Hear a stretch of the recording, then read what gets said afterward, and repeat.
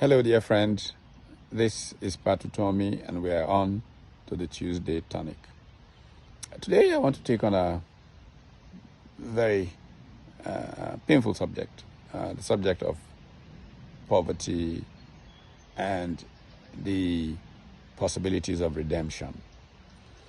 In 2013, exactly 12 years ago this month, it was June 2013, I traveled to Bangladesh in the company of some friends, including Kayode Samuel and others. My object was to try and better understand the remarkable work that was done in Bangladesh by what has become perhaps the biggest NGO in the world, BRAC. BRAC was founded by Bangladeshi who was senior manager with Shell in London when the devastation of the war of liberation took place. He sold his house and used the money to start this NGO that is now a remarkable organization. I had the privilege of meeting Hassan Abed back then. He has since passed away. But he has built this remarkable organization that really put everything into understanding the conditions of the poor and how to best service the poor.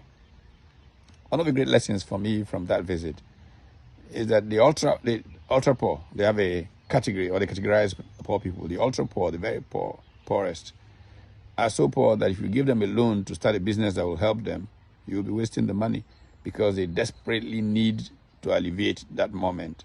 So they use up the money and then there's no capital for their business. So to the ultra poor, what they do at BRAC is that they don't give them cash loans, for example. They give them assets. You get a cow, you milk the cow every morning. A truck will come by, pick up the milk. By noon, they credit your account, and so on, and then they build you up.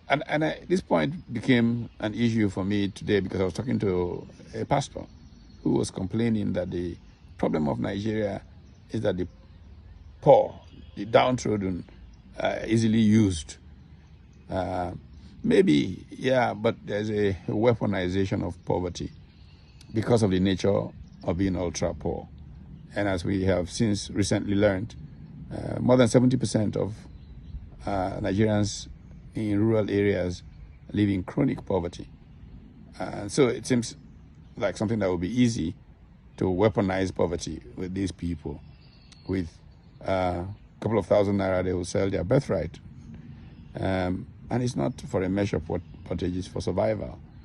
And so the real burden belongs to the Nigerian middle class, the emerging bourgeoisie, the new elite, who do not do what they should do to stop bad government, because in ways they are complicit, because they are hoping it might be their turn to abuse the system tomorrow, or they don't want the system to threaten what they are building, and so on and so forth.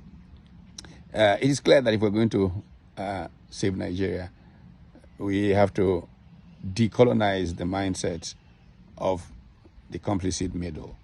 It is they who will create the conditions, not the poor, that are victims when poverty is weaponized, as the political class tends to do. And so if you are a middle class person, an educated person who has not acted right, recognize that the future we're talking about is a future that you make a great difference to, and begin to liberate yourself. Because it's in liberating ourselves that we liberate our society and that will make for the advance of the common good. Look, you may think you have an advantage today, as history has proved that eventually you lose out more. The poor are so poor, they're really unable to find what to eat. They eventually find you as food. So, middle class people, new bourgeoisie, look yourselves in the face, look in the mirror, and ask, what is your historical duty? Will you bring Frantz Fanon to shame and rise out of your relative obscurity and find that mission and betray it? Or will you claim the future for your children and their children? Well, it's all...